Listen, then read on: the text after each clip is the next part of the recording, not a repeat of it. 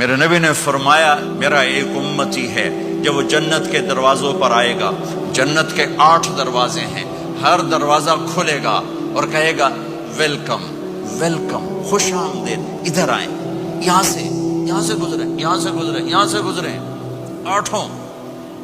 سلمان فارسی ایسے کھڑے ہوئے، یا رسول اللہ ان ھذا لمرتفع شانہ، یہ اونچی شان والا کون ہے؟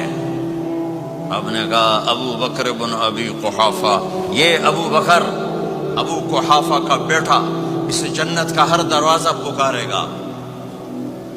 پھر آپ نے کہا رأیت قصرا فی الجنہ، میں نے جنت میں محل دیکھا سونے چاندی زمرد کا۔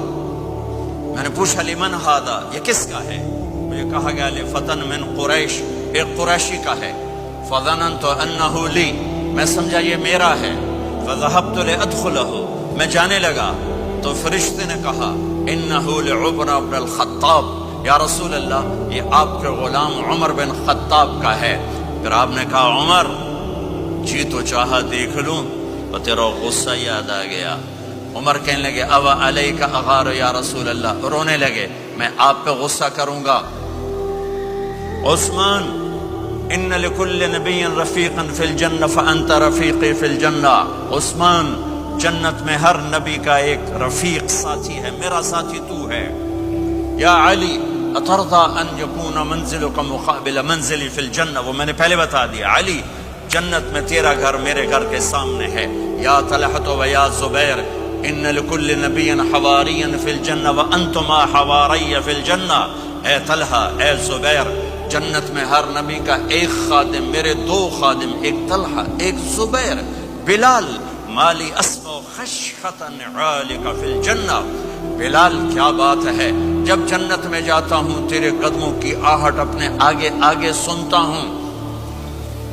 جنت میں پہنچا، دوسرا آپ نے فرمایا جنت میں گیا، میں نے قرآن کی تلاوت سنی۔ میں نے کہا یہ کون تلاوت کر رہا ہے؟ کہا جی حارثہ بن نعمان کر رہے ہیں۔ حارثہ بن نعمان وہ تو مدینے میں بیٹھا ہوا ہے، ابھی مرا تو نہیں، ابھی جنت میں تو آیا نہیں، تو یہ آواز کیسی ہے؟